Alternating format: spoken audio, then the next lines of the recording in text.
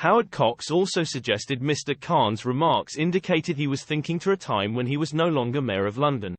Sadiq Khan's latest remarks on the subject of Brexit, specifically demanding free movement for young people between the UK and the bloc, have been met with a scathing rebuke by mayoral electoral rival Howard Cox, who urged him to keep his grubby ego-driven paws out of other politics. And Reform UK's candidate for this year's election also claimed Mr. Khan's Eurocentric remarks were aimed at catching the attention of potential employers should he be defeated on May 2. London Mayor Mr. Khan has made little secret of his opposition to Britain's decision to quit the bloc in 2016, and returned to the subject once more in an interview in which he backed the idea of bespoke youth mobility agreements with EU countries, or alternatively changes to existing post-Brexit visa rules. He further declared, while the UK may no longer be part of the EU, London is, and always will be, a European city. Mr. Cox, a committed Brexiteer, was unsurprisingly unimpressed. He told Express, he simply can't keep his grubby ego-driven paws out of other politics. I call upon Keir Starmer to tell this dishonest self-obsessed mayor to focus exclusively on rescuing London from his incompetent 8 years of leadership. Khan has brought London to a virtual standstill,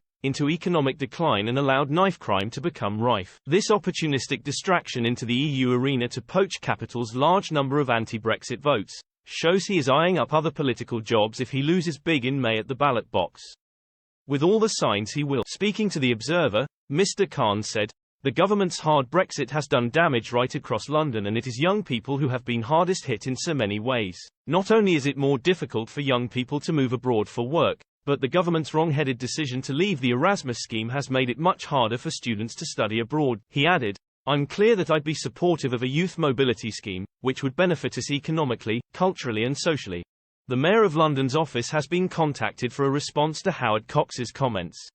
A report published by IFF Research last month claimed disadvantaged young people may have been deterred from participating in the UK's post-Brexit alternative to the Erasmus Plus programme, the Turing scheme. The research suggested that participants completing a year abroad often needed to leave in July or August, before being aware whether the requisite financial assistance would even be available. It added, there was a general view that some delivery issues raised had a greater impact on participants from a disadvantaged background and may have created barriers to many participate. Frequent Brexit critic Guy Verhofstadt MEP, the ex-Belgian Prime Minister, was quick to gloat on X, formerly Twitter. He posted, yet another post-Brexit alternative turns out suboptimal.